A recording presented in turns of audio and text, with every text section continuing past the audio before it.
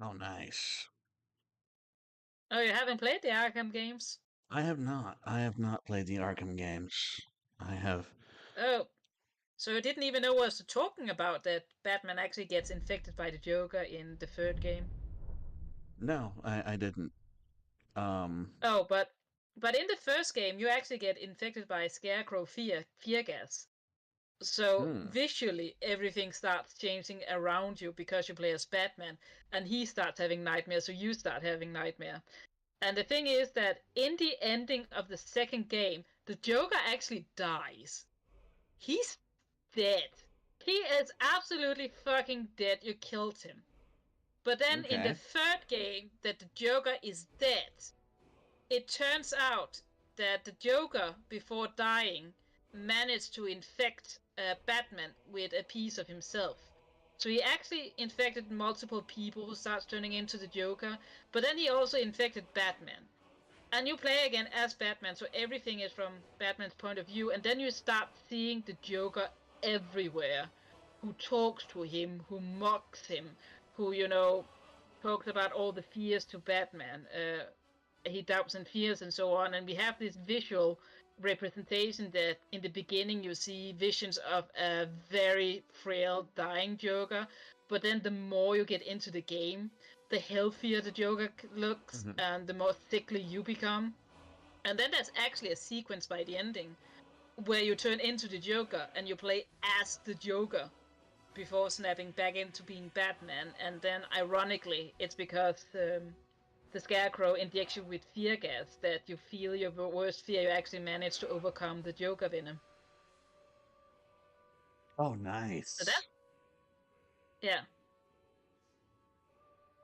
So that's the whole thing in the third game, that the Joker is dead, but he's inside of Batman, and you see him, and slowly, he takes more and more over, and everything becomes more distorted and twisted, and he stands there next to you and is saying, "You're saying you were going to save me, but would you? Would you have saved me, Batman? Aren't you just a monster like me?" And again, reply all the fears, all the people you couldn't save. And he's voiced by Mike Hamill, so of course it's good.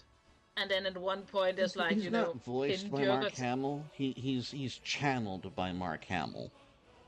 Yeah, he's channeled by in those games, in those three games, and by the ending, there's also a scene where there's like 10 jokers and he sings and he takes over and so on. So yeah, that is, and again, that's what Batman Who Laughs is inspired from, because it's a great game.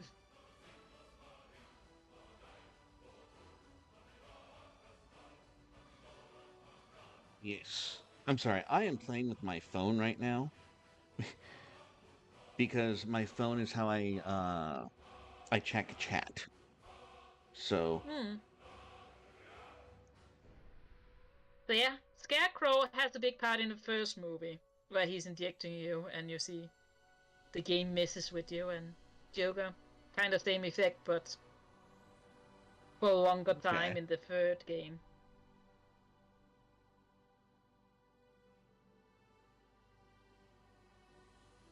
I dig it.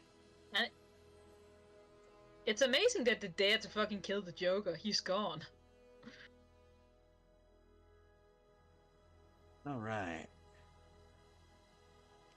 Okay, so the character that I made is called Sonadson. He's a Nord. Ah, Oh, and welcome everyone. This is Maureen. Not Maureen, Mooney. Mooney. Uh, hello. Is that chat or something? chat will be here shortly. There's one other person in the live chat right now. That might be you if you. No, I didn't. I didn't even share the link. Um. See, I've just been here and I've been gushing Batman the entire time. There he No, is. Batman and direct to DVD animated DC movies. So I spent the last hour just talking about Batman the animated series and the Batman Arkham games, and again the direct to DVD animated movie DC, and he had to listen to it. Oh no, I'm enjoying it. Yiz is in chat. She says just popped in to say howdy and enjoy your stream. Yeah, I'm doing a based Nord run where oh, you'll be on And Jason's see, stream around this it's time. fitting that he's a Nord because I'm a real Nord. I sound really strange because I'm Danish. Ah, Sorry, I can't help it. we'll we'll accept your apologies later. Cause but Yeah, yeah, the yeah, whole thing I it's wanted to terrible. do with this playthrough, Mooney is she does have a wonderful voice, and she is in fact quite a wonderful looking redhead. So Yeah, yes, and she I says can you're. sing too. Do you dare? She says Nordic accents are awesome. So you know what? You know what's sad is I grew up with a girl who kind of has your accent or your affect of speech, and we just kind of treated her like she had a lisp.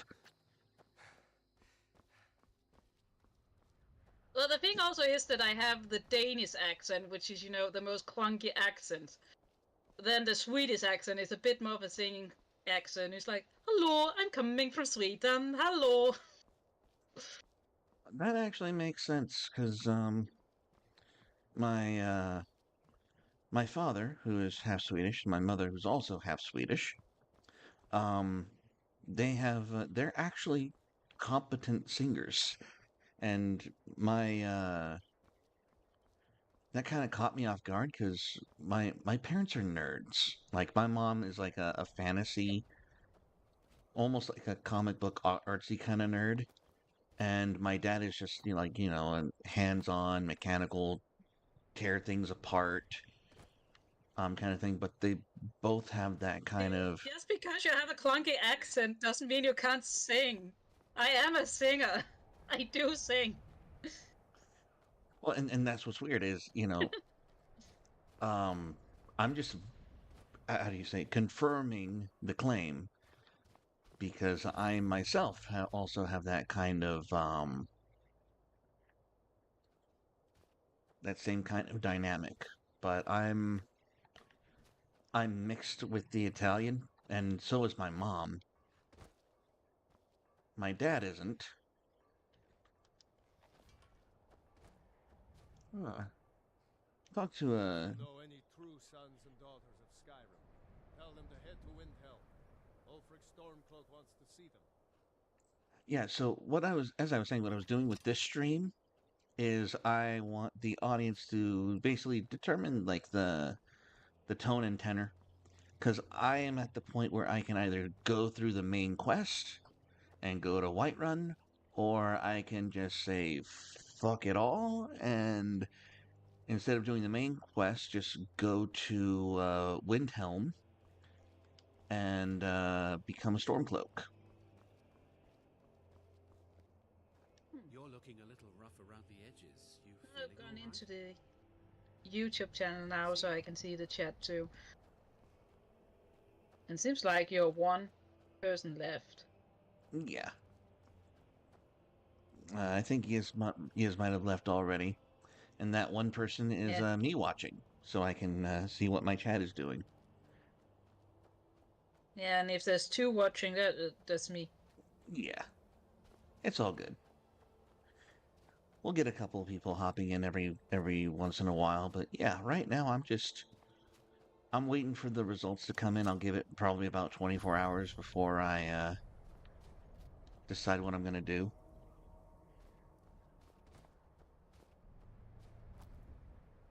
Because there were four options. I can either go full Nord and just be like go Stormcloak story first, and then, but yeah, I'll go full Stormcloak, and within those two options, I can either go the honorable Nord or I can be the traditional Nord. And the difference is the honorable Nord will be a nice person, and the traditional Nord will just be a fucking barbarian murder hobo. Okay. Yay, heritage. So that's No, the that. Vikings were fucking terrible. Yes, yes, they were, and we love them for it. Brother, I think she's telling the truth. I'm not Yeah. going to. Yes, bring them back. Do something drastic. She doesn't have the scar. Mm. What? We need to fix England. We need to take it over again. Now move along before that mouth. Yeah, they have gotten a bit soft. Yes. Oh, so you're not actually talking. We're looking for information about a woman, What? a foreigner in these lands. She's a red guard like us. We believe she may be hiding. Oh. Comes in front of me. As you can tell, I'm not going full murder hobo just yet. But if I come across bandits, you know, they will die.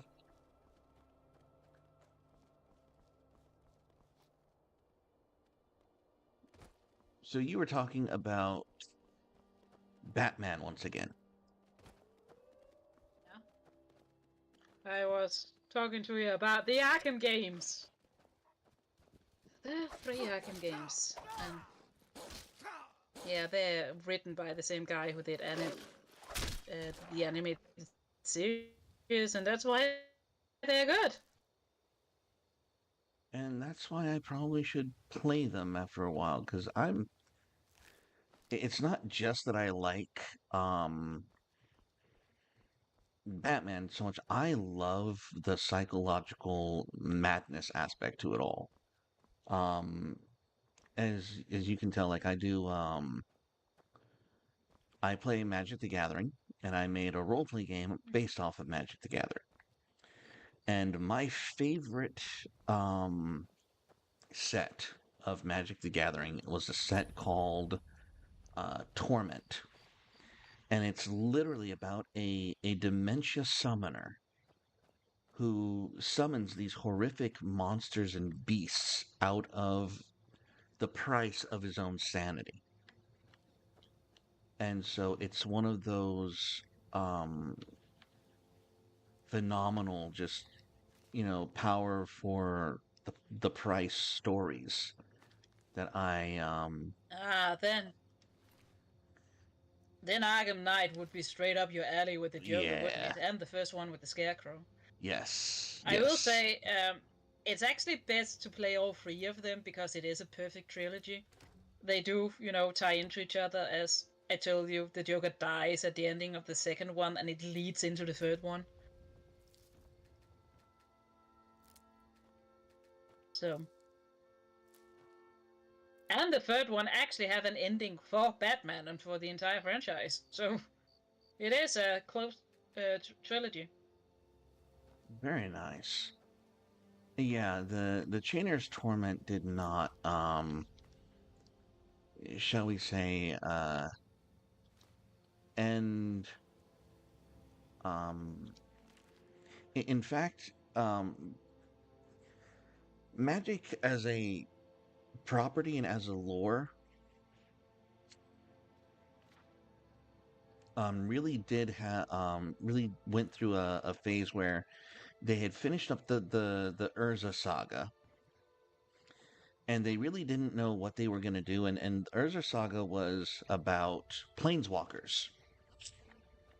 And after these planeswalkers and the invasion of Dominaria and all this wonderful stuff, they really kind of didn't know if they were going to focus on world building or if they were going to focus on making more planeswalkers to like have these characters and stories and all this stuff. And in the interim, they have this Torment set where they kind of focus on world building on the other side of Dominaria in a continent called Otaria. And you have this character called Chainer, who was this powerful dementia summoner.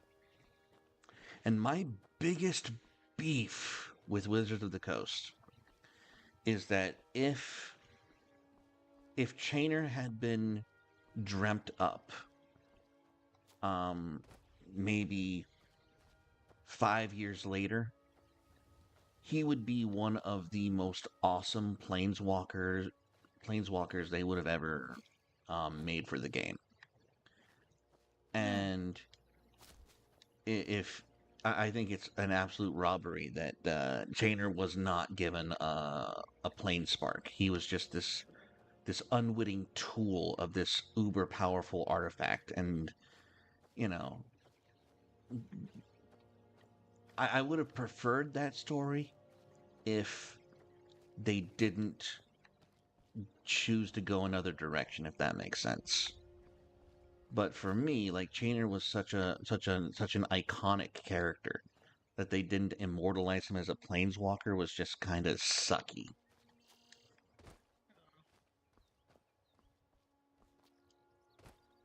So I got beef. I got beef. But yes, that the whole interplay with sanity and power and um how that grays your morality is something that's very much uh That's very up my alley.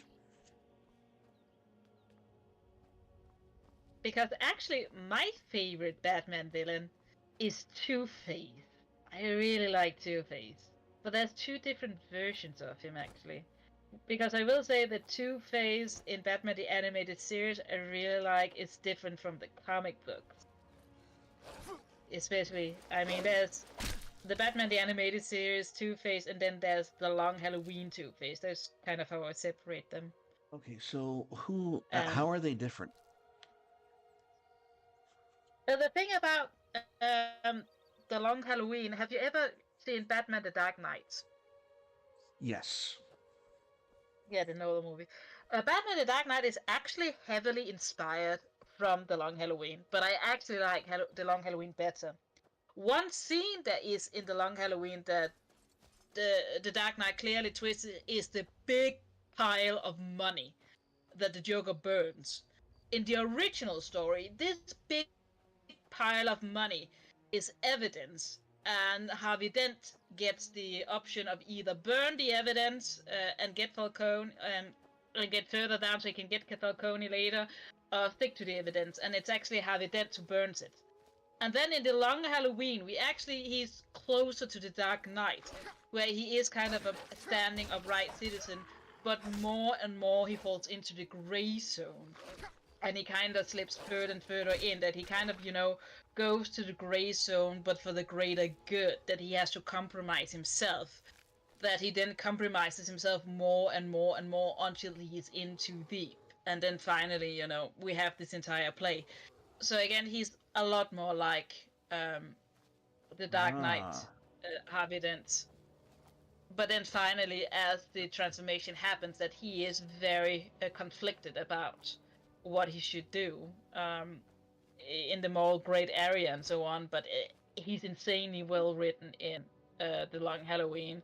So that's also a really great character. But I like his slow slipping into it, that he does the wrong thing but for the right reasons, and then he goes further and further and further, and he compromises himself more and more and more, and he has this bright image of the perfect prosecutor, while in the dark he does all of these bad things. So he's literally two-faced, as the namesake does, and then he gets blown up and he becomes a crime boss but still wants to save the city. So it's very two-sided in that way, but it's very different from animated series. But they're both great. They're both actually amazing, just for two different reasons.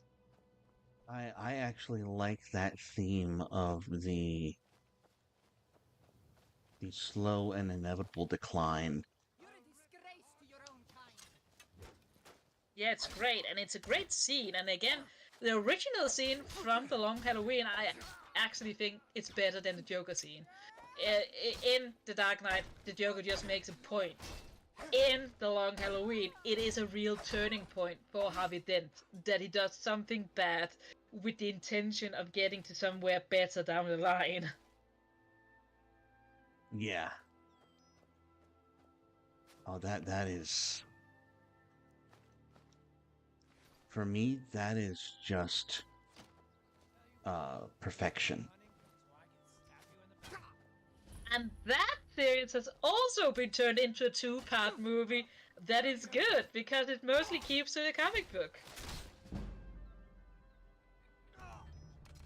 You see, we've already discussed that I need to watch the Death of Superman.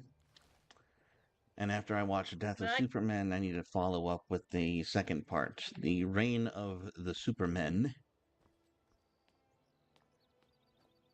So I can download the movies and put them on for some movie nights. And The Long Halloween, also a two-parter. Mm-hmm. And The Long Halloween is also kind of like a Batman origin story, that it's kind of the origin story for both Batman Harvey and Jim Gordon. So it's his third year as Batman, I believe. Mm. So he already is Batman, but he's new at being Batman. And Jim Gordon is, you know, not Inspector yet. He becomes the Inspector by the end of the story. And it's about these three. And it's so funny, you know, to watch The Long Halloween knowing that The Dark Knight is based on it. And you kind of realize all the things that's great about The Dark Knight is the things they lifted directly from The Long Halloween. Uh-oh.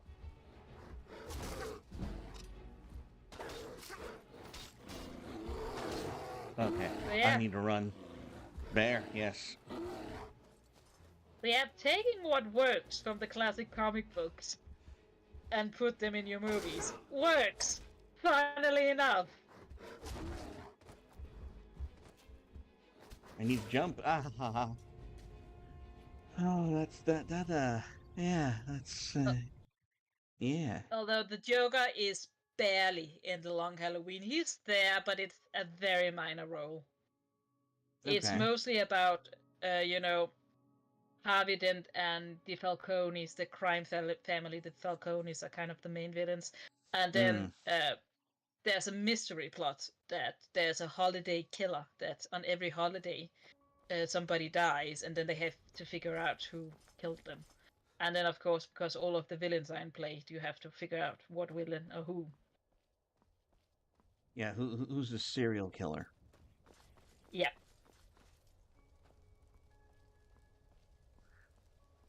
Oh, that's interesting. Okay. So now I have to watch The Long Halloween. Part 1 and 2, but you know, that kind of says itself because it's called The Long Halloween Part 1, The Long Halloween Part 2. Yes. And then if you watch them, you can contact me about the plot twist. There's something that doesn't work in the animated version that works better in the comic book.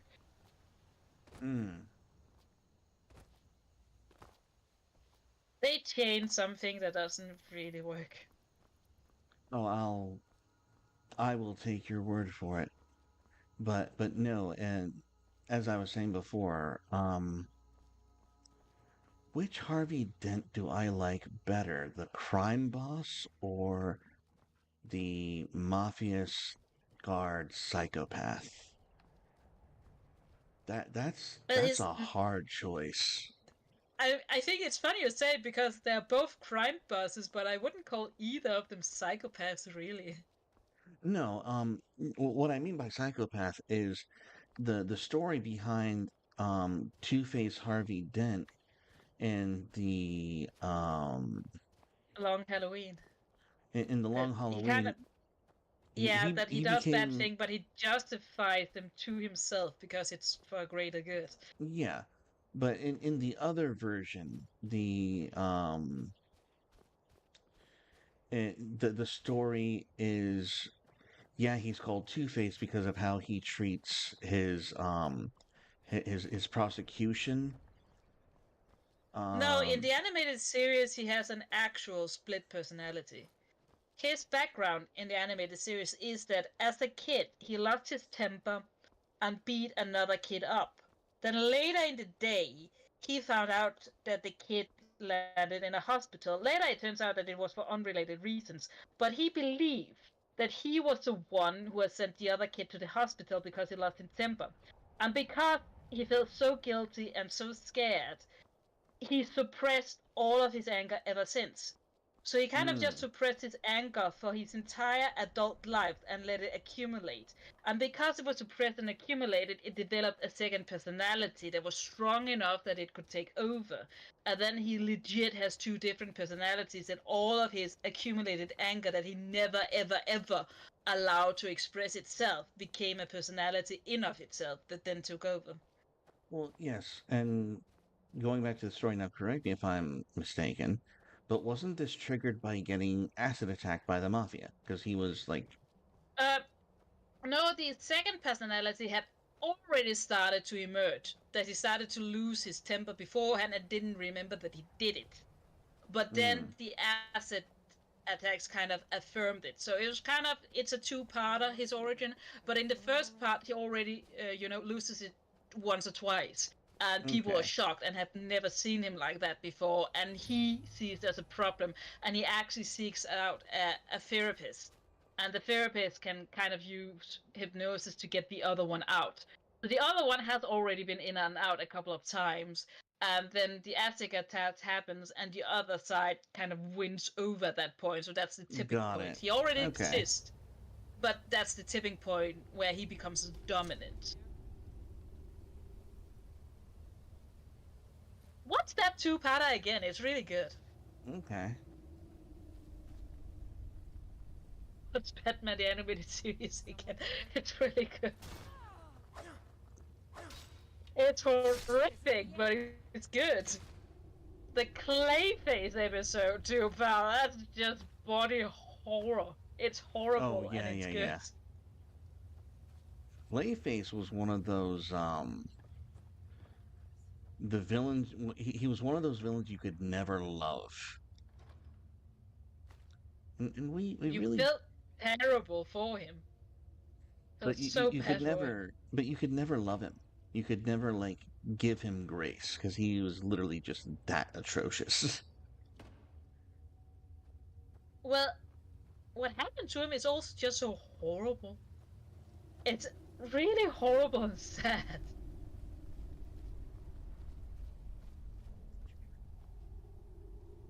You don't remember exactly what his origin is, do you? No, I don't remember. It was horrific!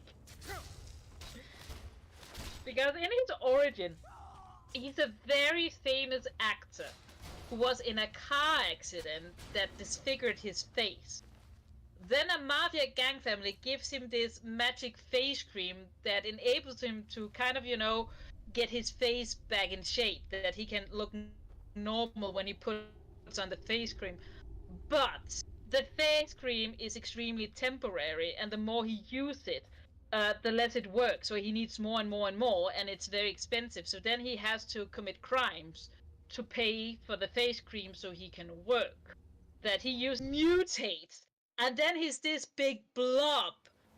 And the next episode, he comes in and he's this big, horrific blob. But he realized that he can change. Now he can face shape into a human. But changing into a human is like tensing a muscle. He can only do it for a couple of seconds, and if he loses his concentration, he just, turns to mud. And then, in a fit of anger and revenge, he goes back to the mafia and tries to kill them. So he's on a revenge path.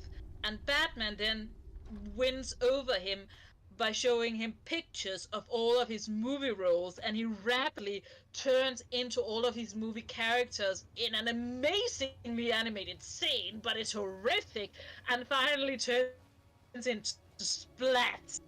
And that's the end of the two-parter. Nice. Well, and what's weird is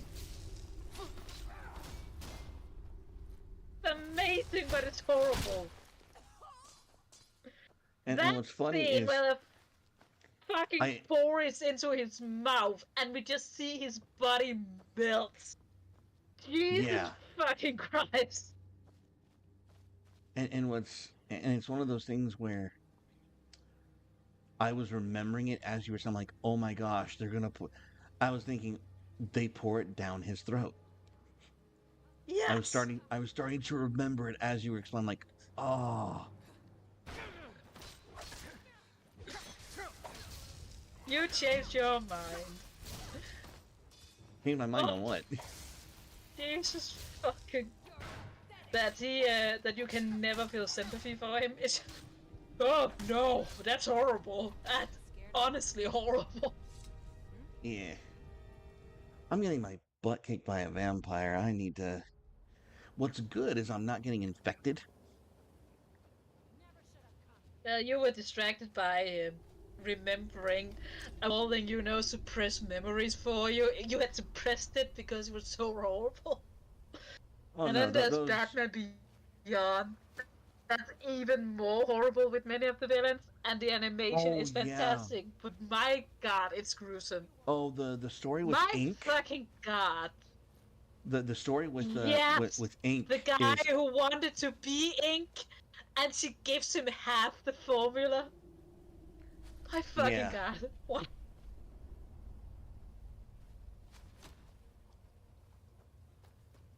And that's the children animation.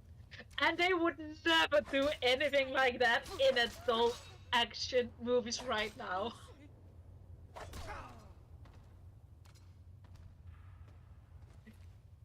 Also, the Superman animated series, that was horrible too. Everything was horrible. Well, I mean, you actually had to teach children compassion, and I really think that that's why we had those kinds of stories, is they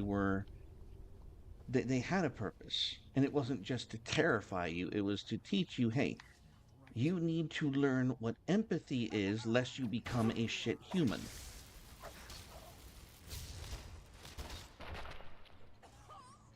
What made Batman so great in that series too is how empathetic he came across. He was so empathetic to all of his villains. He felt terrible for them. And you understood why. That he wanted to save them. Every single one. And you understand why. Because, he was our eyes. It was kind of a silent protagonist type. Hmm. But because, we saw things as he saw them, we also have sympathy for them. And he was just that's the greatest Batman because again he is sympathetic, he is empathetic towards all of his villains.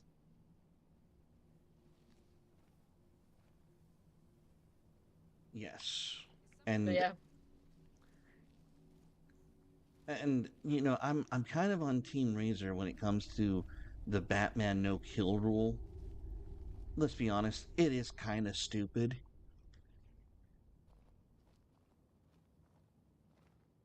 it is, but I will also say in this universe and with this characterization of him here, it makes sense that he couldn't save his parents and he wanted to be strong so he could save people.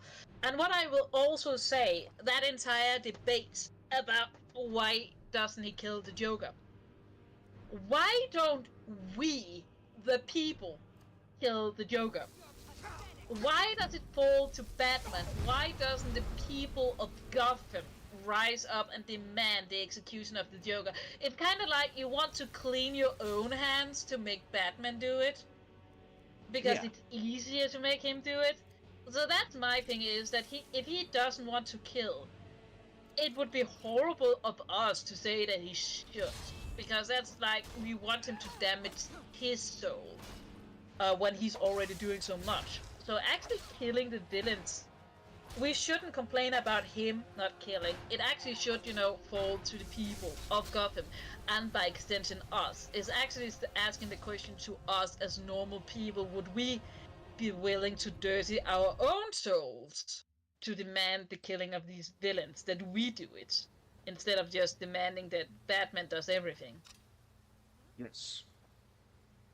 I mean, you already know my answer to that question. Is yes. The people should be killing villains left, right, and center. But Yeah. And it is actually not fair to put it on Batman. So I am on the no kill that he doesn't want to compromise his own soul, that he doesn't want to be judge, jury, and executioner. And it is actually evil of the people and evil of anyone who said who should kill the Joker. Because for me, it's your escape card. It's yours that, oh no, Batman should do it, Batman should do anything. No, it's just so you can feel better about yourself because you don't want to do it.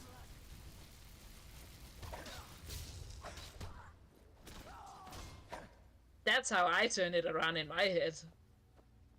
And I see your point.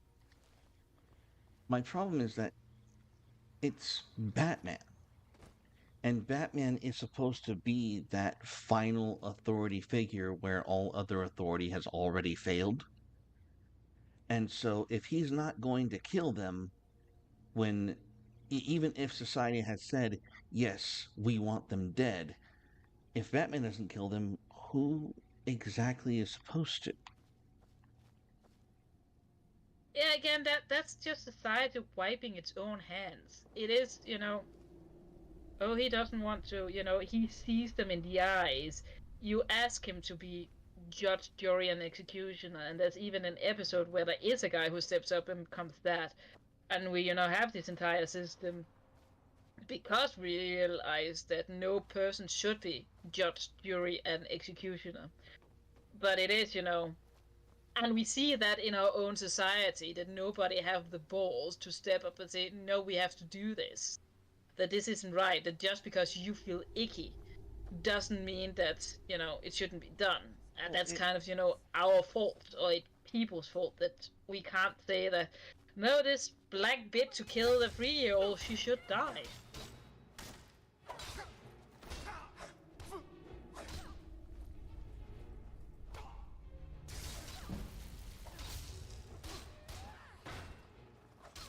Have you tuned out? No, I have not tuned out. I am in the middle of battle. I am fiercely hacking and slashing people. Having a very heavy conversation about a fucking comic book. Well, of course, the real reason he doesn't kill the villains is because then there wouldn't be a fucking story. That's why. We kill the Joker, we can't bring the Joker back for another story. That's the real reason why, duh. You bring up a very good point. I have no defense for that. You are, of course, correct. Fighting stance. Yes, I do want that perk. I want more damage. So yeah, everybody who says this, you're wiping your own hands. That's what you're doing. Washing your own hands. I have none of that because it's just easier to somebody else do it and I don't have to feel bad.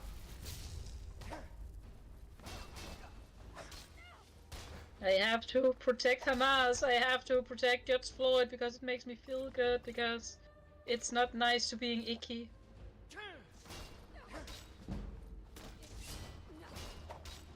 Saying the black bitch needs to die and we need to speak up about it and say no, she genuinely needs to face execution and it's up to us to demand it. And it doesn't feel nice and it feels icky. Saying that okay. Batman should get her is just too easy. I finally killed the bitch. She dead. Sadly the wrong bitch, but not the black bitch, sadly. I'll kill that one later. I'll get there. I'm getting to it. I'm getting to it. Patience, Mooney. I will.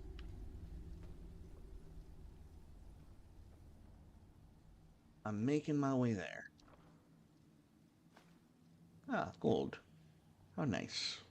In Skyrim, of course, not in real life, even though he deserves it. My God. In real life. That is a female Jew. In real life. It was Hassan Piker. I'm gonna beat Hassan Piker! You'll be in Minecraft? No, in real life. Oh, that was the best meme. Oh. I missed No, in real life. I missed the base candy, man. Some fake accents. No, in real life. I don't know how in to real life. What is it, like Irish or something? Yeah. Ow.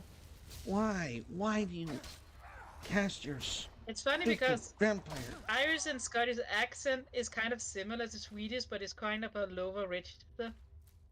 Mm. Because Sweden accent is like, up here, I'm coming to Sweden, and then we have the Irish is laying down here. No, that's more Scottish. The Scottish down here in the lower register. And then we have the Swedish, so it's up here in the higher register. Wait a minute. And it's probably really bad accent to both of them, but it's just funny to do. Mm-hmm. Oh yeah, I'm Scottish. It's down here in the throat, in my throat. Oh yeah, I should get this got blend right in. I got the right here and everything. There's a villain down there.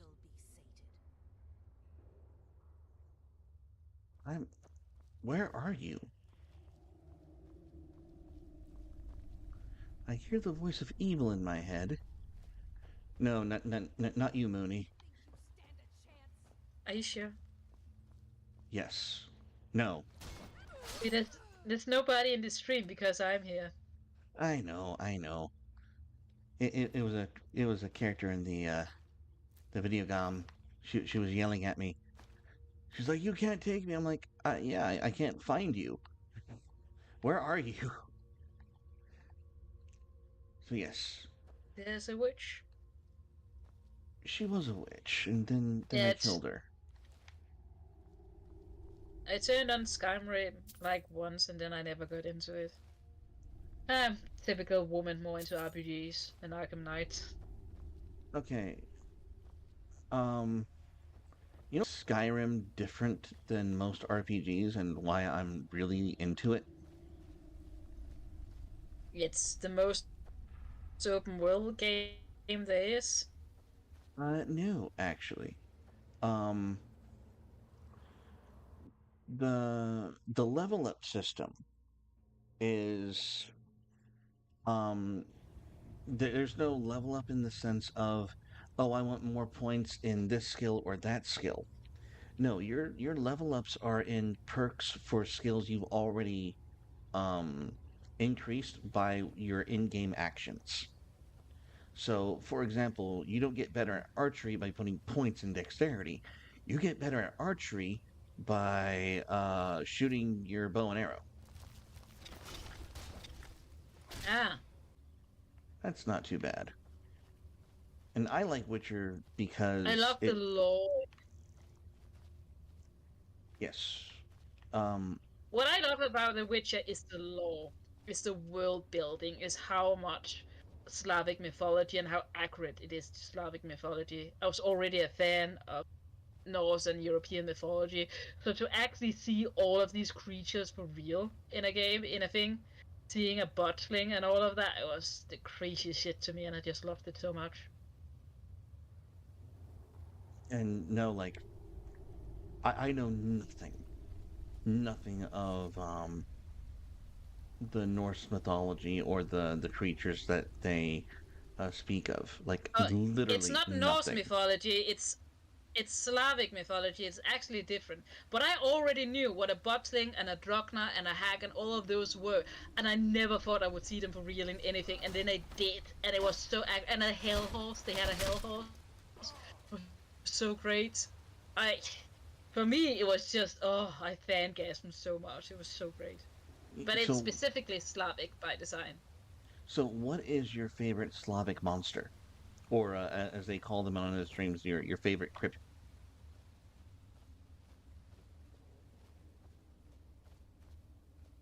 That's difficult because I wouldn't say I have a favorite like that.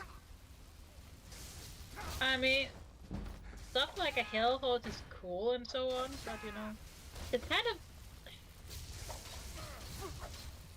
because it's a part of I like mythologies from the entire world. I like these old stories, and creatures from across. So I kind of started it, and then of course Norse mythology is near and dear to me because it's mine. It's from my country. It's my ancestors who believed in this. And then Slavic is kind of related to it because it's sort of close and we have some crossovers. But it's Okay. also funny because there are creatures that doesn't really have an English word for them at all.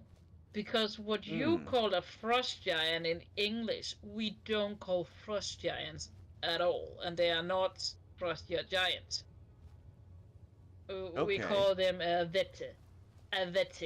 So they're kind of, like furry troll creatures, like in the comic book front page I show you, that they're sort of more Mm-hmm. like that.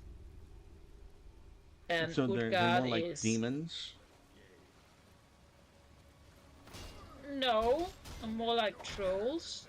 Okay. But my kind of troll, because what I think is a troll is different from what you think is a troll. Okay. Because yeah, the Danish troll is actually not the same as the English or Norwegian troll. Okay. The Norwegian troll are the ones who are like the mountain, that they are created of stone.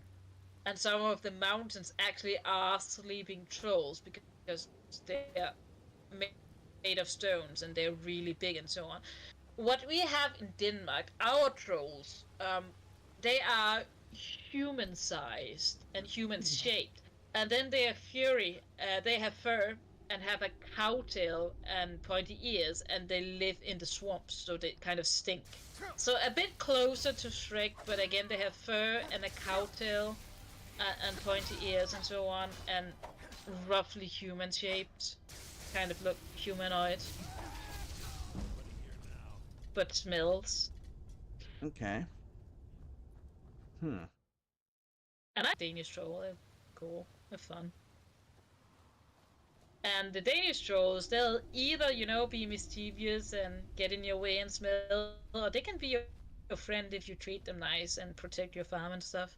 So they're like Trim. Like what? A They're Trim? like Trim. Our friend Trim. Our friend Trim? I'm just trolling Trim But right yeah, now. I would say personality-wise, you would have to, think Shrek, an ogre that lives in the forest. That I think maybe the ogre come from the troll or the weather or something like that. And they can be evil and mean, but they also can, coexist if you just treat them with respect. Hmm. But then, of course, the trolls are very ugly, but they like Yes. human babies. They think that human babies are beautiful.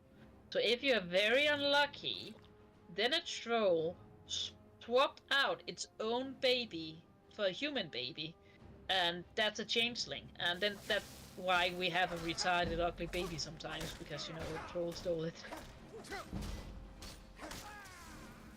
But yeah, maybe Trim is a troll. He was a changeling. He was swapped out.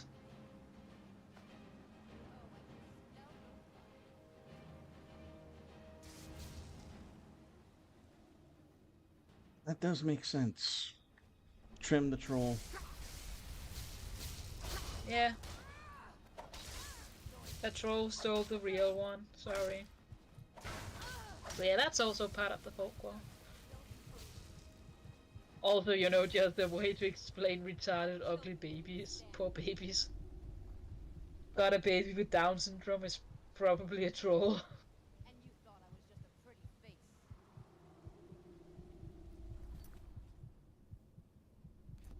But yeah, it's funny and hard to explain when some creatures doesn't translate because there is no translation for it.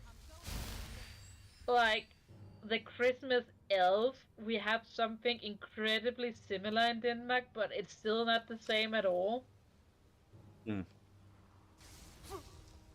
That we have something called a nissen, that is a Christmas creature that's little people with red hats on them and so on.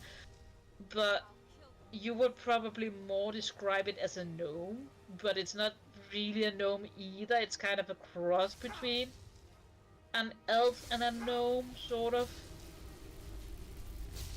And then, yeah, and I do think it originally came from here, and then it kind of evolved into what you would call a gnome or an elf. Christmas elf.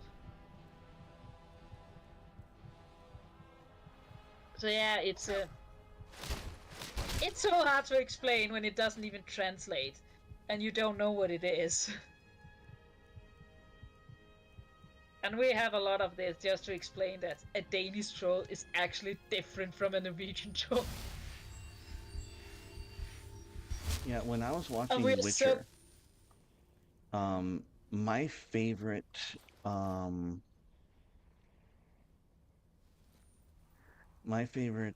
cryptid was the hymn.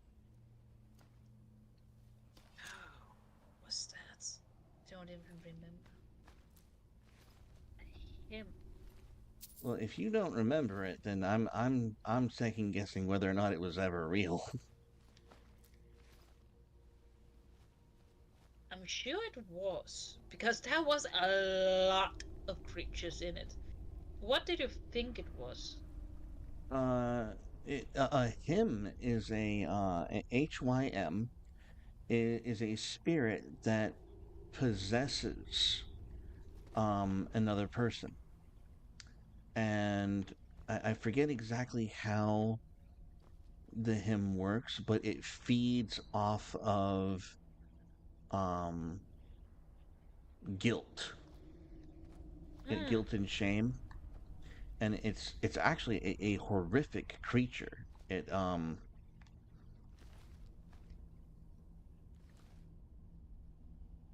Yeah, we um also had the night rafts, the noon rafts, the baggage, the punishment. There's so many creatures in the game, and that would make it so freaking great. but no, Uh, the hymn is what you fight um in that scene where you have to trick the demon into thinking that you're throwing the baby into the fire.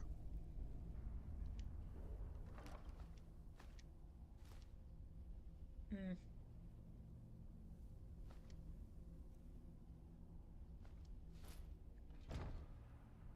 So it's Oh, kind of it's why I'm him. It's true, it's here. It's true. so it is real. Haha. It Vindicated. is real. Nice. Tactics. So yeah, I just cleared out an entire vampire nest. It's one of the creatures you kind of have to find. I see it's in the side quest. You have to looking for a sword in the Brukva in the basement of an old home. Yeah, it's one of those creatures. Actually, it is you find it in what's the name of that place? The It says here that it's you're looking for this sword of Brukva in the basement of an old home. yeah, but I'm thinking about the region. It's Oh, not in the it looks swampland. like it's in the Viking It region. is. It's in the In the Viking. region with the Vikings out of the yeah. Yeah, that's what I Jarl thought. Uldarik. Yeah, and so you're in that I region, will and if say when I you played that game too, how it kept getting bigger was mind-boggling. There you start in a small area and it's not so, and then fucking it opens up in a big place, and then you go to the city and it's bigger, and then you go to a fucking island that's Vikings and it's the whole other continent. And you just go, Jesus fucking Christ! And yeah, it's and all it's so densely lore-packed. It's so great. mm-hmm, and it's and the intrigues between the people that you do your work for, the lore you need to study to for each monster is just it's top tier, like um role play experience. Like you're not you're literally like, and forgive the comparison, but you're literally like a fantasy version of like Sam and Dean Winchester, but you're actually, part of the world. You're part of the you're not just Yeah. some All right. Hand over your valuables. you're not just some Your choices actually have consequences. mhm. And it's also great that there isn't, an Nice evil and try, good but you spectrum, do not that scare it's me. often just you have two I bad am not going choices. to ask you Yeah. again. No matter what you do, it was what you think is the least bad, but it's kind of left up to you. What's also really funny is the first time I played through the game, by complete accident, I got the best ending for the Bloody Baron, for the Red Baron. Oh, really? I actually I did, and it was an accident. I fucked around, was exploring everything, and I found the cave with the hell horse before I found the Baron. And then I got the choice about freeing it or not, and then I freed it, and my first thought was, shit, I made a mistake. Mistakes were made! Oops. And then But I got, to the main story with the Red Baron. And I got the version where he didn't die. And even then, I was thinking, oh my god, this ending sucks. Couldn't I get a better ending? I looked it up. And I found out I got the only ending where he didn't commit suicide. By yeah, accident. Like fucking around. dude, I did the exact same thing. And like it was complete freak accident that I ended up with the shall I say the happier ending where he doesn't kill himself. Yeah, the Um least bad ending. yeah, the least bad ending. And that entire story is so well, I mean, it's a botchling. So that's or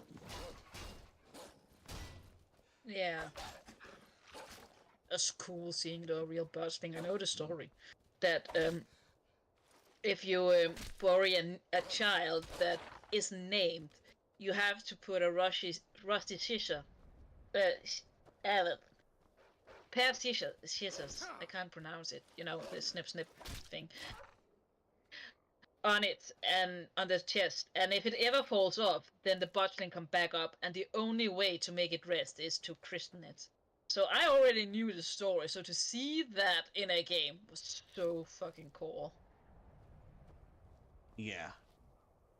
And just because I don't because there are certain things that you look back and go they wouldn't do that again today, and that's one of them because the idea that the whole ethos behind a botchling is that this was something that was supposed to exist but didn't, and you have Yeah. to you have You to actually pay have for to that. name it.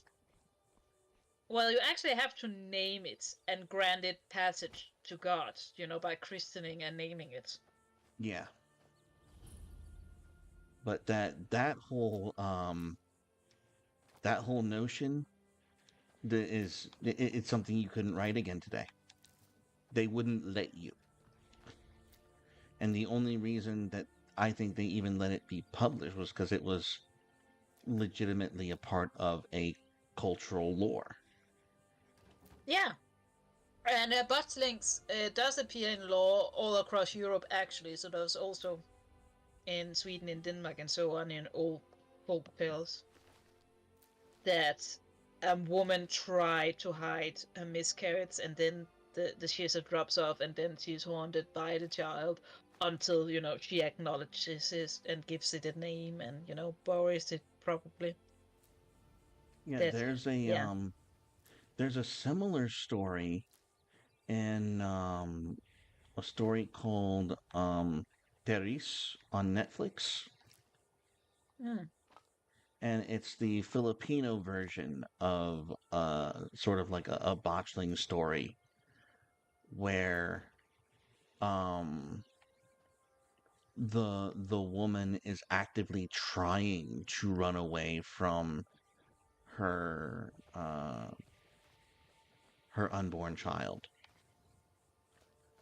Mm. Yeah, I think almost all cultures, if not all cultures, actually have similar stories that they kind of knew that this is a human with a Yeah. soul, and that's why you need to acknowledge it as a human. I also saw actually really good anime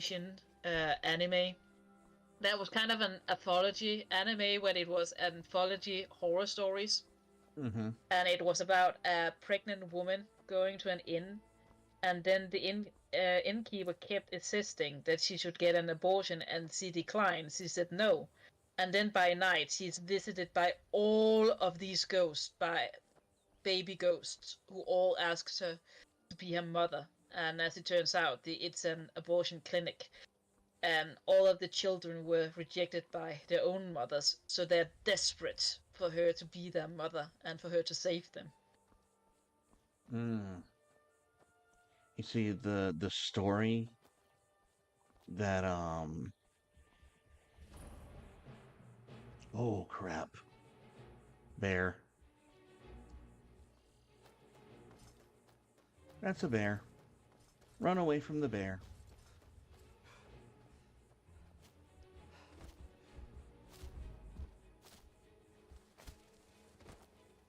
But yeah, then in that story, you know, she hugs and kisses them all, and as a gift, they blesses her child that she accepts, and she becomes blessed because he did what their own mothers wouldn't do for them.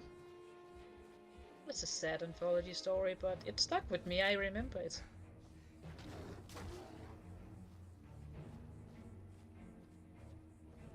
Oh crap. That. Oh, nope, nope.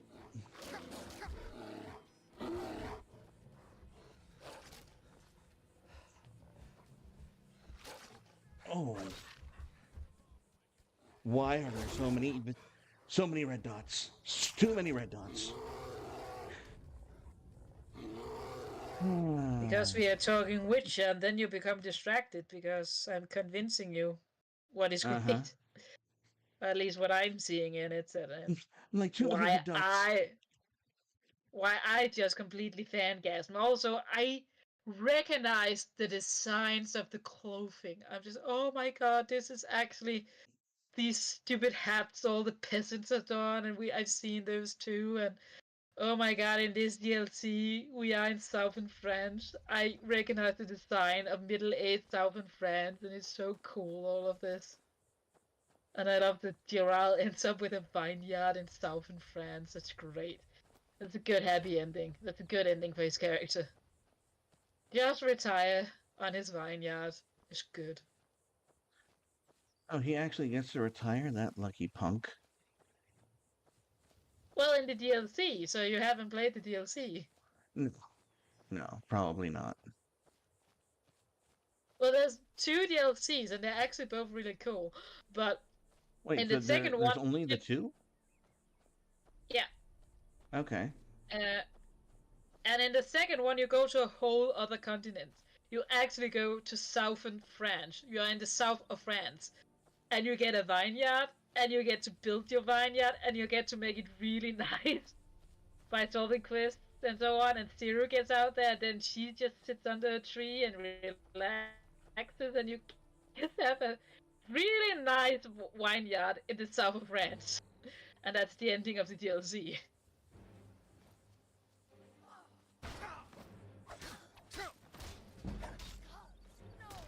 So yeah, that to me, that's the official ending of the Witcher franchise. He just retires on this really nice vineyard in the south of France that I helped him build. It's really nice. It's Very a good cool. DLC.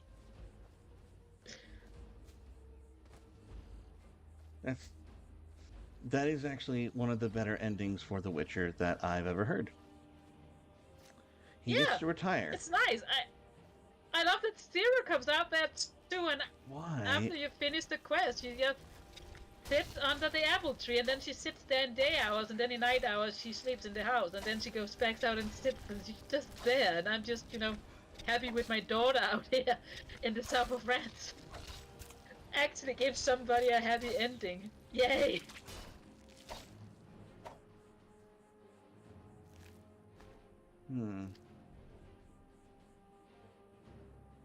No. And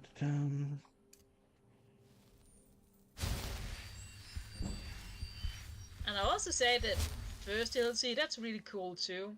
You are in the same continent still, but it actually has a cool story where you travel into a painting, and then from the painting you have to relive the past of another character and so on, and it's very artistic and very cool.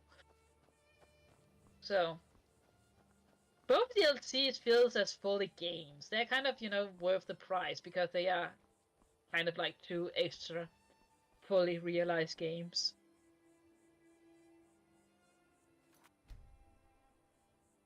Yeah, because there's the one um with all of the extra bug enemies. Um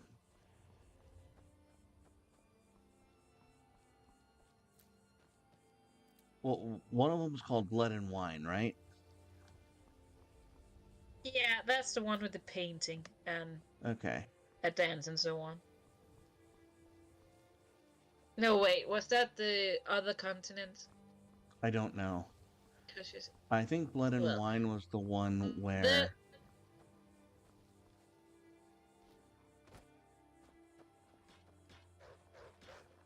because there's one that takes place where you already are, and there's one where you actually go to a whole other map, a whole other continent with a whole new story, which is, pretty much its own game, just smaller than the main game. yeah, they did the same thing with Skyrim. They made Yeah. a DLC expansion called Morrowind, where you go and discover. And back when DLC was actually good, Oh, was actually worth something. yeah. I mean, shocker, right? Back when There DLC was was a like, time, but then they got greedy. And then they tried, to appeal to everyone and do micro transactions. oh, those are of the devil. We do not mention those, except to scoff. I will catch the butterfly. I caught I the just don't butterfly. care. I know it's something that started because of Fortnite, and I never played Fortnite, and I don't care. I like to play games with fully realized stories. Yeah. I'm a bit more of a story buff, and you can hear that. You can tell that I'm very much into a good story. I love a good story. And I Well, I love it, mean, when a game actually uses its own medium to tell a different kind of story that you can't tell. Like in Bioshock. Bioshock is obviously a story that's written around it being a game, it being a first person. And I think it's really cool when, write a story that works only for that medium. yeah, and that's.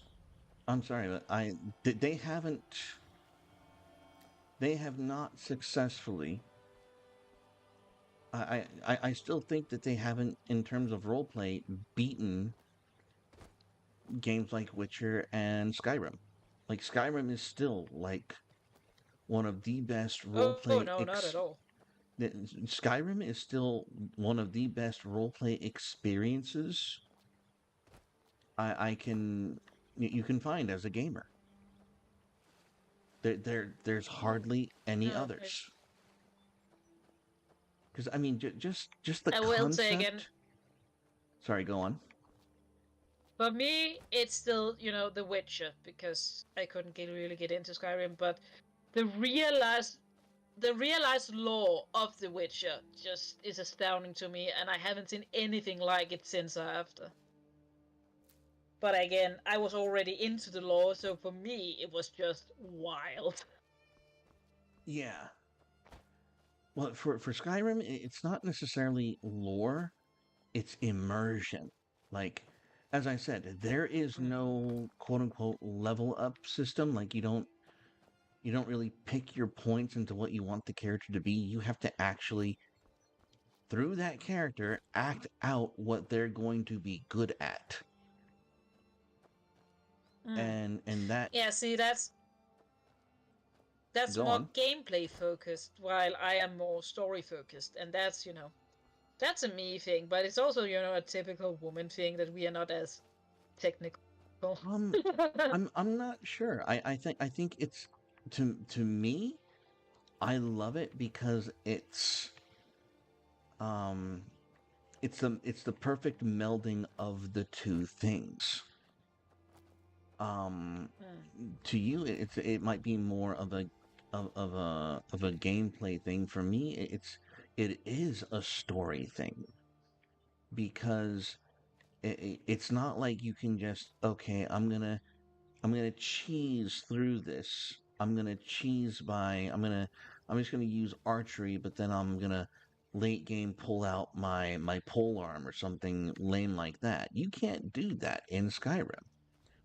You have to be what you set out to be almost from the offset. Yeah. Like if I were to pull out a bow and arrow right now, yeah, I get better at a bow and arrow, but that's time and experience I could be perfecting my block and my one hand. Like Yeah, see, it's that's the thing I think boys are more likely to enjoy. In Witcher 3, you could cheese things, and I was fine with that because I wasn't into the combat anyway. I was more into the lore and exploration and the stories and the side quests and all of that. So, okay. so it was fine for me that, that I didn't have to think about the combat, that I could cheese it.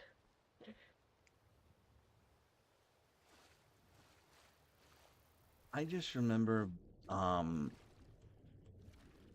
being a part of fandoms and part of games where um especially after the whole World of Warcraft craze. Um, back when you had like super competitive team building online experiences, for Skyrim to take its leveling system that seriously,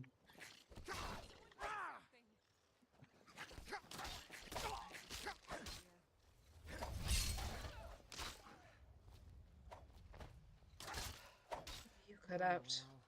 Must have no, run off. I didn't cut out. I was killing skeevers. Um, but no, it was for Skyrim to actually take Huh?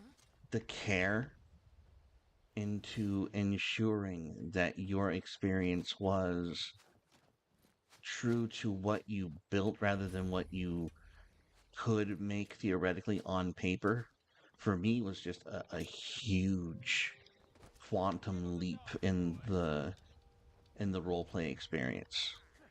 Um, Yeah, and I wouldn't be into that. So, it's great it's there for you, but me personally, it's not why I would play a game. So, it makes sense I wouldn't be into Skyrim. It just does.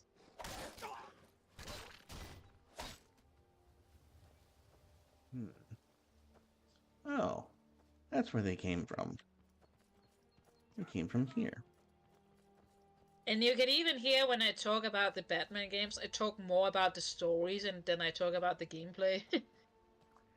So, You know that is another thing. Is have you played Soul Reaver?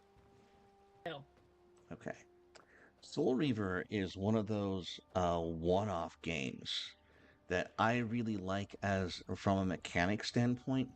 The lore behind it is you are a revenant. You're a vampire, and you were made by Cain. But over time, your vampirism mutates and it becomes stronger and greater in power. And the story of this revenant was he, instead of Cain, was the first to get the gift of wings. And these wings were Mm. like a symbol of his honor and prestige and power as a vampire. And when he exceeded Cain in this regard, uh, Cain has him killed. Cain has him, thrown into the abyss and just, forgotten. Except a creature who is undead cannot die. Their soul is stuck. They can't complete their karmic cycle. Um, so what happens is this being, this old one, pulls this revenant out from the abyss and says, "You will be my soul reaver. And your job is to go around killing other vampires." And what this entails um, is going around and it, it's not as simple as simply beating a vampire to death, because you can't do that. What you have to do is beat the vampire's body into submission and then carry it around the map, or carry something that is lethal, that is finally lethal to the vampire, into combat with you. And so you have to beat the vampire, then set it on fire, or throw it into a burst of sunlight, or throw it, impale it onto a spike, the spikes mounted on the wall, so on and so forth. So it's a very interactive kind of game.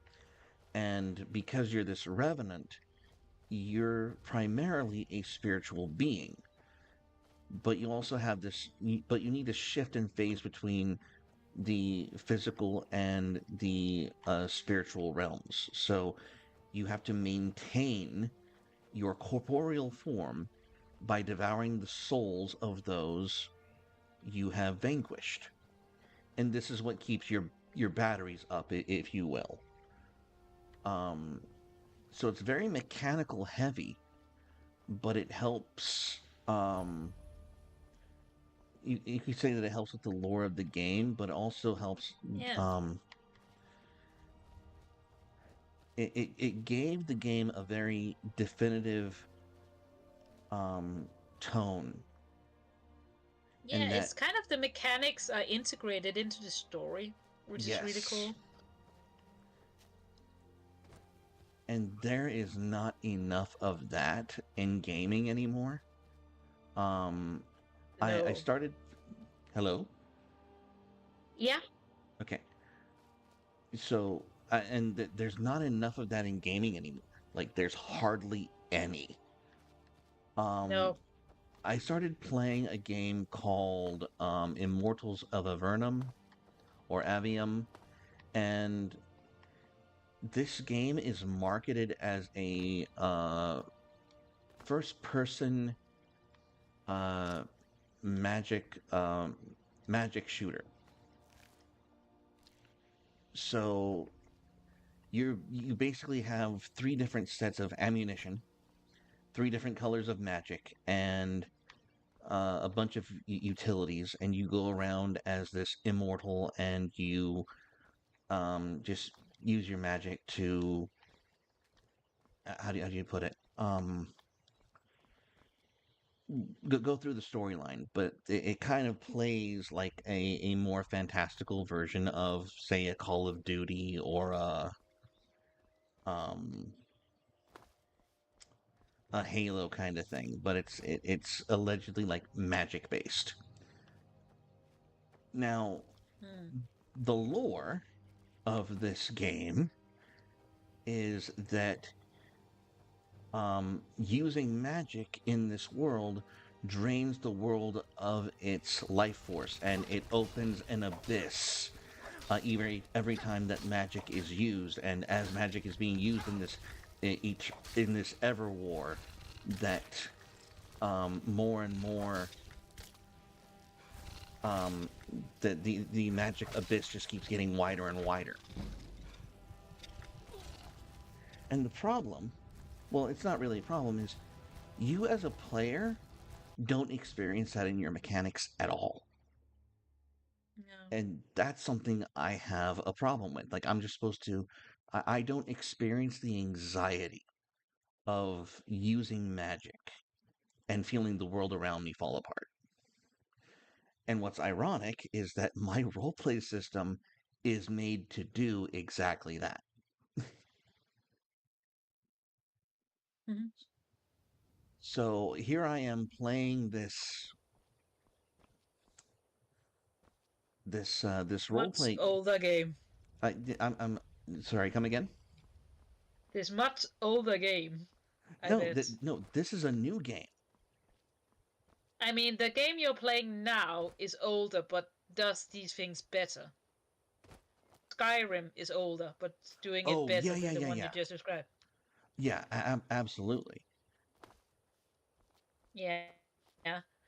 And it's also funny, if you remember, and it's already a decade ago, Jesus Christ, that Undertale came out. And Undertale became so huge partly because part of the gameplay is that you run into these different creatures, and for every single creature you fight, you have the ability to either kill them or show them mercy.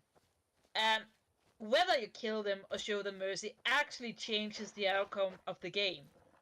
And there's like 20 different endings depending on the combination of who you kill and who you show mercy, or if you show mercy to everybody. And that's part of what made that game so beloved, that you actually mattered as a player what you chose to do. You know So yeah, what? more stuff like that. And you know what's so disappointing is that there are other games that came after Undertale called the one I'm thinking of is called Vampire or Vampire. Mm. And it was the same kind of idea. You could choose to show mercy or you could choose to um But no consequences then, I bet. no, no, it's worse than that. There were Oh. consequences, but the consequences, like there wasn't 20 different endings. There's only 3. You know what I'm saying? Yeah. So it's not like I have Well, to. it is, of course, easier to do with an indie game like Undertale made in pixels or understand the limitations, but if you're gonna do something like that, yeah. And for me, it was just like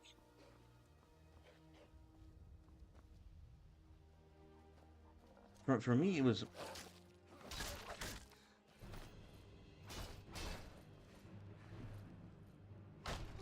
It's disappointing, I guess.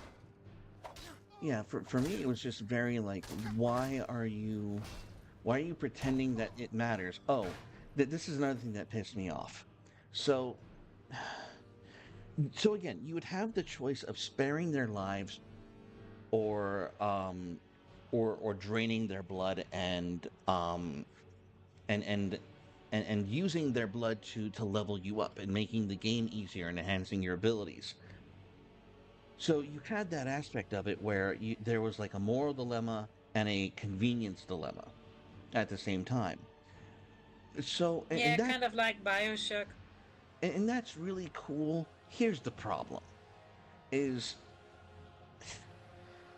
you would get back into the game after making one of these decisions, and if you chose um to spare them and you chose like the higher moral path and whatnot, it didn't affect the story.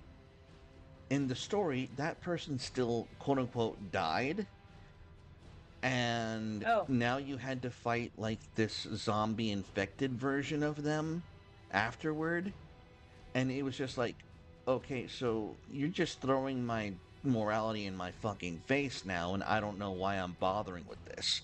Like it was well, that's lazy. even worse than Bioshock. At least in Bioshock, the girls lived if you spared them.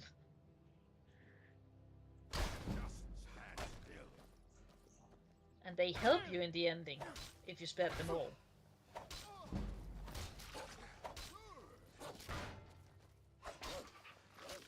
But yeah, it kind of sounds like a Bioshock problem. In Bioshock, we have, a ton of little girls, and as you save them from the big brothers, you can either choose to drain them and kill them or spare them. But it doesn't feel like it makes any difference at all if you take them or spare them.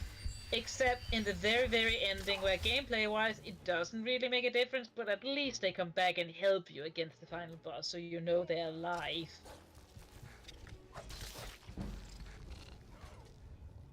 Damn.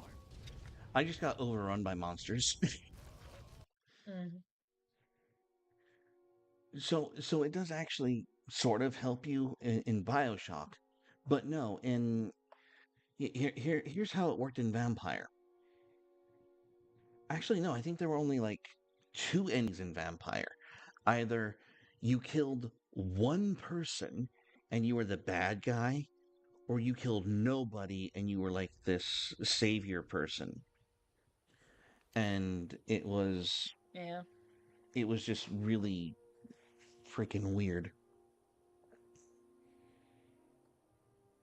And that was one game I played that was really smart with how it used the fact that it's a game. And nobody else played it. I never heard of anybody else who played it, and I really, really loved it. It was there's this series of games called King's Quest, and then Oh, in I heard 2000 King's Quest.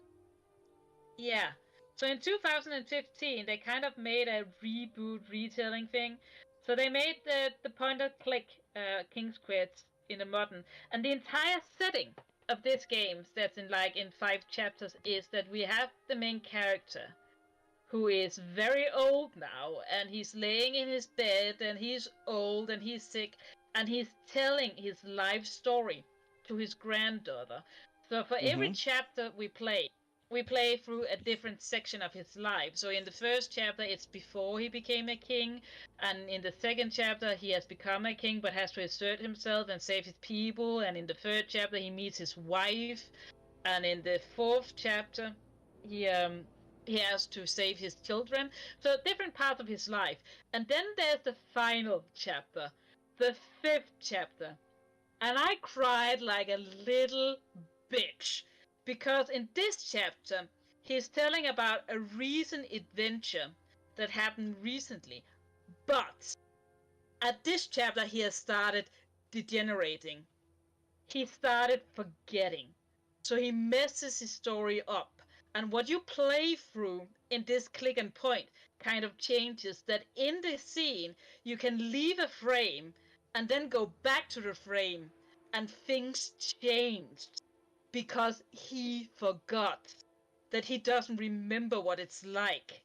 And you have to fix the puzzle by using this, by entering and going back and getting, the right version of it. And he starts rambling about it. Oh, there was this blacksmith I talked about in the previous chapters. But I didn't talk about her partner because I didn't have the time, and I have to tell about everything I'm just telling you. And then as you go through the final chapter, things starting to become more and more white and more blurry because he's starting to slip. He's fucking dying. Oh, He has dementia and he's forgetting, and he's desperately trying to get all of the details in there, but there's no time to get all of the details in there, and things in the story that you're playing because he's telling the story switches and swaps around again because he's becoming distressed and he's forgetting and he's dying. And my god, I was just crying for that entire fucking chapter for 3 hours. I was just a mess. I was so fucking good. And then, by the ending, he actually cannot physically tell it anymore. And he has to ask her granddaughter to finish the story for him. And then the very ending, the granddaughter tells the ending of the story to him. And he fucking died. Wow. That was so fucking good. but each of those chapters was their own DLC, right? If I recall correctly.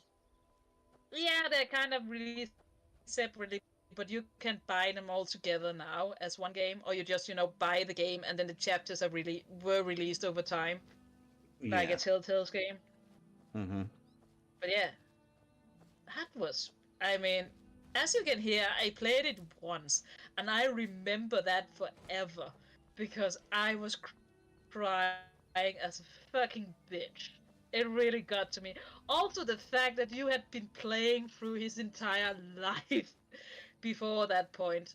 That you had played through him becoming a king, that you had played through him meeting and winning his wife, that you had played through him, connecting with his children when they are teenagers, and then we have this fucking final chapter when he's old and dying, and it's his granddaughter, and he told his life story to this entire time from chapter 1, and you're just, Oh my fucking god.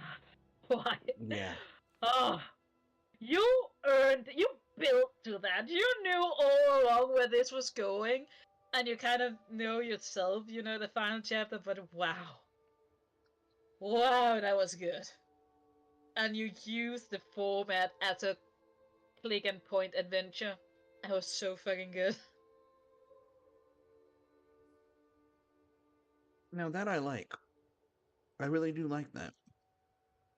Yeah, again, they used the format to tell the story, that they really incorporated the format itself into Yeah. the story and made you play through it. And again, use the puzzle mechanics that things switches around because the storyteller doesn't remember, and you kind of have to, leave, pick something up, go back to when things are swapped around, and then put it correctly, and then back again, and so on. So that was just so clever. It was really, really clever. So yeah, that's the smartest point and click I think I ever played. It was really good.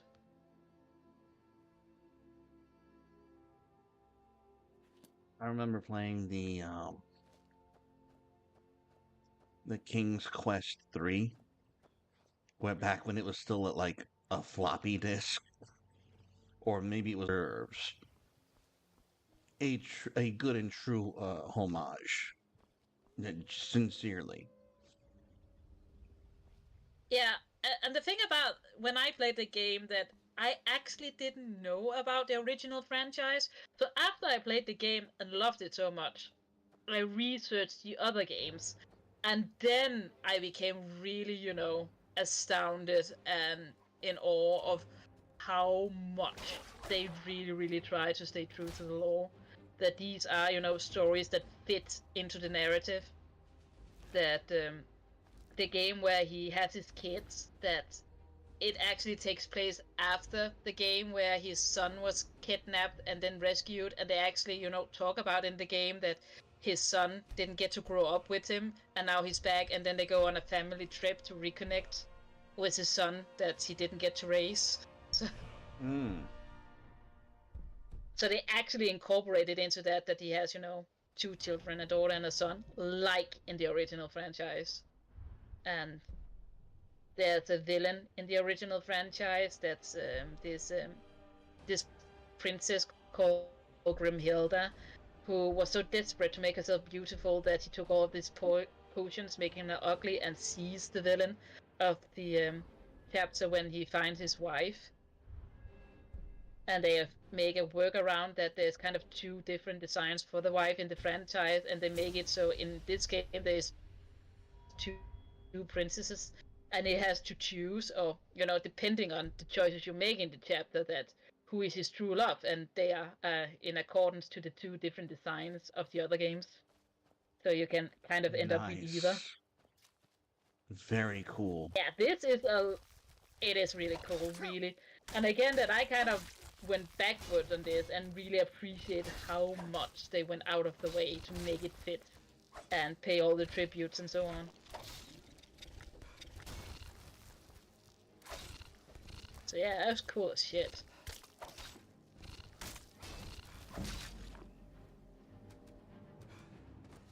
You have so much you can explore now, don't you? I do like. There is. That's one of the great things about this game is exploration is just par for the course. Well, I'm also talking about all the things I'm telling you to watch and play. Yeah. Well, I'd already played the first chapter of the new King's Quest. Oh. You just kind of ruined the last one for me. I'm sorry. Oh, no. But yeah, no, do not apologize. Yeah, if you are not going to play the rest, but now you might have the motivation to do so. Exactly. Like I just like set it down like, I think I'm done with that. But no, if it's that that true to the original, then it's worth my time. Yeah, and even in the final chapter when he starts losing it, you actually start going into different game sequences that is the same animation as the older games. So you kind of, have small scenes where you kind of, Oh. actually see the old games. Now, did you which of the old games did you get to play? And that's what I said. I didn't play them. I made research on them. So I seen Oh, some playthroughs. okay. So you just kind of lucked into King's Quest. I just saw it on the store and thought it looked cool, and then I played through it all, and I cried like a fucking bitch by the final chapter. And because I loved it so much, I made a research of the rest of the games and kind of just read into the lore. And then as I read into the lore, I was just like, oh my fucking god. Wow. Oh, you You lucky really went out dog. of your way. Yeah.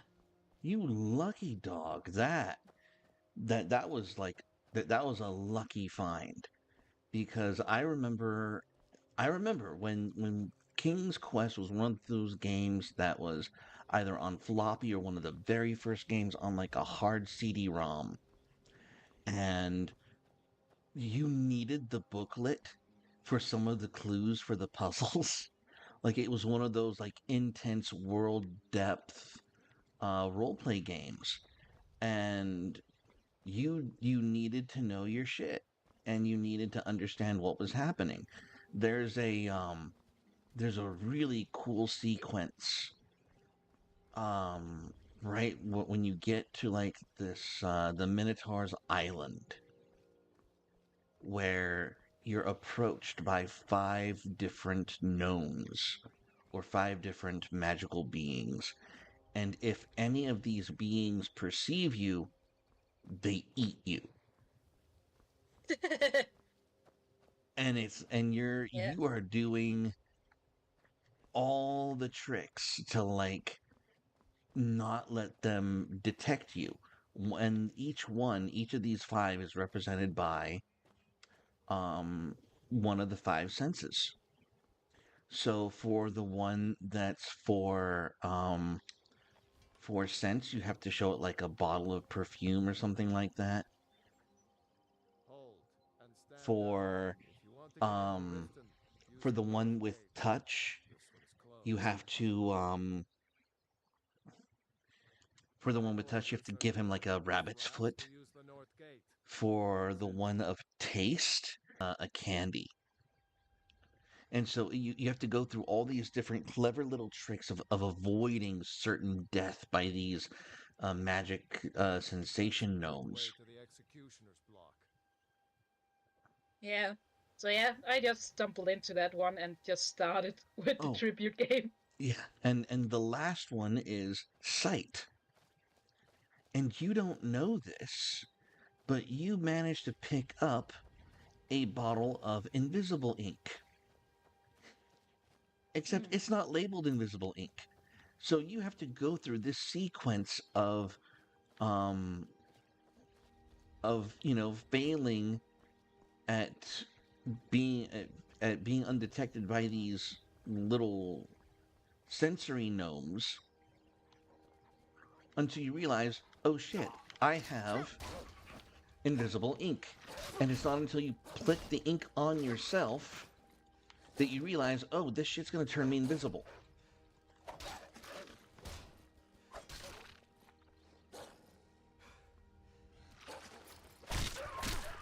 So it's Yeah, then I would say that the new game at least is easier. It's it it's easier to is. play through. But I will But say I then, you haven't played chapter 2, but chapter 2 is trickier than chapter 1. now it is well. What do you do in chapter 2? Well, in chapter 2 you become the king. But then all of your citizens have been captured by goblins, and then you have to free your citizens from the goblins. But it runs in day cycles that you kind of have to give them food and so on. That you have, you can, do a couple of things a day, and then you can go to sleep and it resets. But if you don't give your citizens food properly and so on, and feed them, and you take too long and don't do the correct thing, they actually die off. Oh. So if you can do it all correctly, you can save all of them.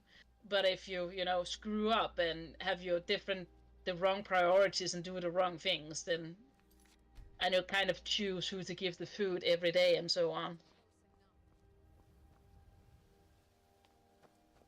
So you have to resource manage. Yeah.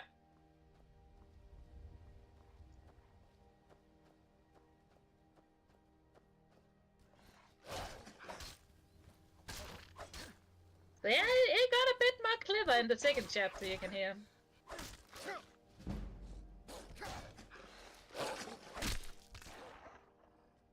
I'm getting very proficient at killing wolves. And the third chapter, you have to go find your wife. So you have two princesses trapped in a tower, and they are trapped by Grimhilda, I believe is the name, who is in the original games. Hmm. And man, they really make her story sad. They actually really humanize her, and you feel really bad for her by the ending. So we'll call that the incel chapter.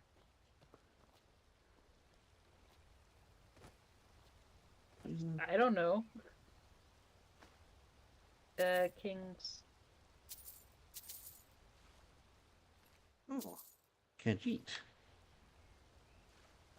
Someone just left I him don't. in the... Well, Come again, what? I'm just thinking where he came from. Chapter 3, Once Upon a Climb, completely reimagines the events from King's Quest 2, Romanizing the Throne, so it's kind of a retelling of the second game. Okay. Hagatha. Okay, Hagatha is the villain.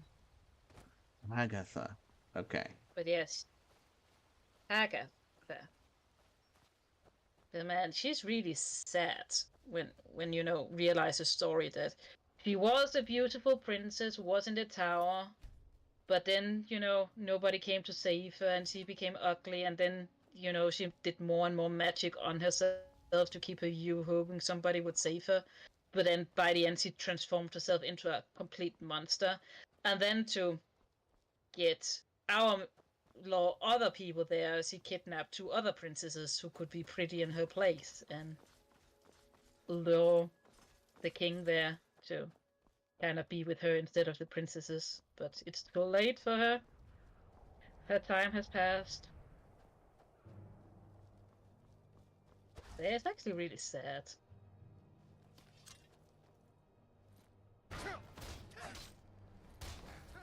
And chapter 4, reimagine elements of King's Quest 3, which was the game you talked about. But it takes place after the ending of King's Quest 3 that the kid is home. And it's actually really sad because in chapter 4 it actually begins with the kidnapping, that you actually have your two babies, and then at night one is kidnapped and they're out looking for him, and then as time passes he comes back after he's grown up. And he wants to reconnect because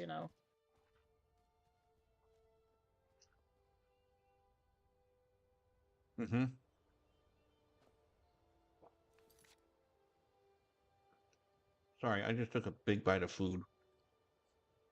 It's okay. So yeah, that is respect for the games.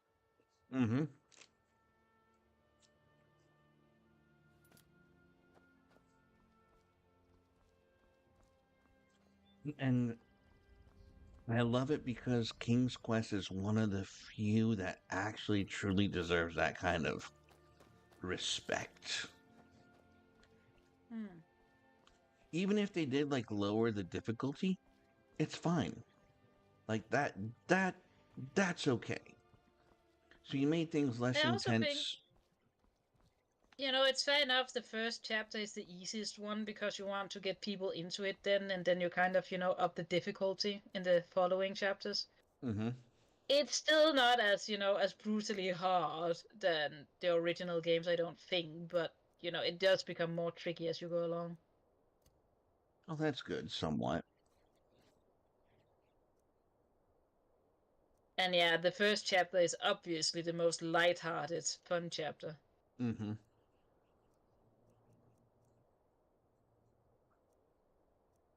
Hmm. So yeah, well, that fucking ending chapter, that 5th chapter, got me good. Me, who had never ever played another King's Quest game, didn't know what I was going into. I learned to know this character by playing these 5 chapters, and I never cried so much over a game. I was so sad. Oh, hell no. Uh-uh. You can go to hell. I am not playing that. Nope. Nope, absolutely not. We are homie don't play.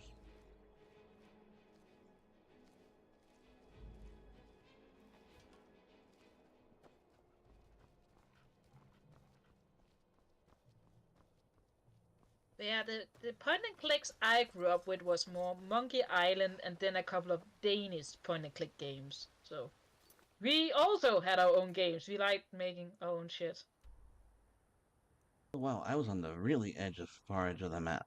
Jeez. I just kept running and running and going. Okay, so let's go back to Riverwood.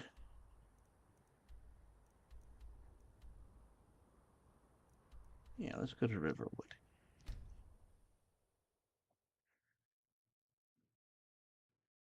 Yeah, I was checking the Discord to see if like my camera was still on. I'm glad to help any way I can. No, it's not. But maybe I should head to bed. Mm. Perhaps. Mm. But at least I don't have work tomorrow. But I've been working the last 4 days, including today and yesterday. So What time is Sunday, it over there? Saturday, I um. What are you saying? The climate? No, It's what time is raining it over a there? lot. Oh, The it's time. almost 1 in the night. Oh, get to bed. Good night. Yeah, I got to rant to you about things I like, so thank you for that I get to nerd out and prove that, yes, I am a nerd. I'm a massive nerd. I don't shut up about my nerdy stuff. I should make a YouTube channel or something. Absolutely. Batman, the animated series, is the best Batman, and here's why. Yes. At As 15 always. hours, they say. All right. All other Harley Quinns are shit, and here's why. Ah. You all need to play King's Quest, the final game. And here is So why. far, I haven't met a single person other than me who played it. Nobody talks about it. I need you to talk about it because this is the game that made me cry for 3 hours, and I still remember it. Well done. That's all I have to say. Is well done. Well, I'm a girl, so I cry easier, but man, Okay. playing as some